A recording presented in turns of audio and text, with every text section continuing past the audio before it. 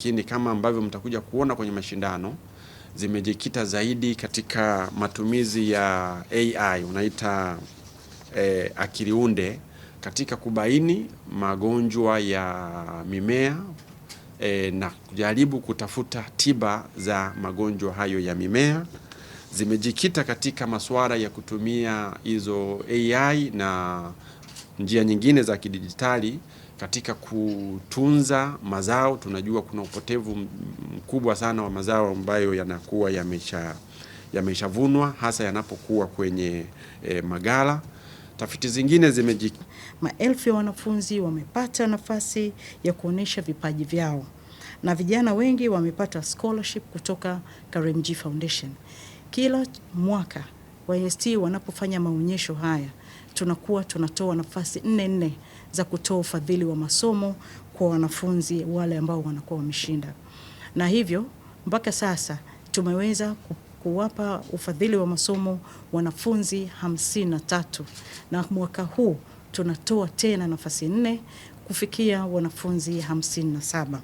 Lakini pia changamoto nyingine ni uwepo wa dawa feki pamoja na usugu wa dawa katika soko, ambapo kuna dawa mbalimbali zinaingizwa katika jamii ambazo hazijasajiliwa na mwisho wa siku zinaleta changamoto kwa afya ya watu ambao wanakuwa wanazitumia. Kwa mfumo wetu pia una address hiyo changamoto. Na issue nyingine ni issue ya data. Kwa takwimu ambazo tunazo sasa ni kwamba famasi nyingi ambazo zitakuwa zinafunguliwa katika jamii zinakuwa zinafungwa pia kutokana na ukosefu wa wateja, lakini pia kutokuwa na elimu ya namna gani ambavyo wanatakiwa wa stock famasi zao. Kwa mfumo wetu sisi unawasaidia kuweza kuona namna gani ambavyo wanaweza ka stock famasi zao ili kuepusha uharibifu wa dawa pamoja na kuanda stock na kukosa wateja.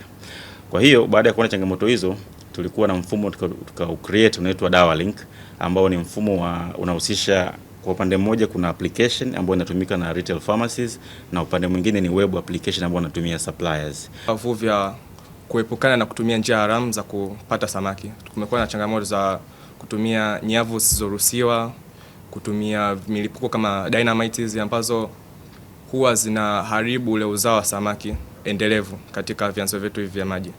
Na pia kupunguza kutumia hizi sumu ambazo zinaweza kuua samaki ambao na kuleta an eco-friendly system katika swala zima la uvuvi. Katika hii project yetu, taa hizi automated tools program kutumika katika aina kuu 3. Moja yetu ya kwanza ilikuwa ni RTC, unasema real time clock system, ambao tuliset kwamba taa itawaka kwa muda fulani na muda fulani itazima. Hii itamsaidia mvuvi kuitumia kufanya kazi zake za uvuvi muda ule unaohusika na kupata samaki wale ambao anawategemea kuwapata katika muda ule.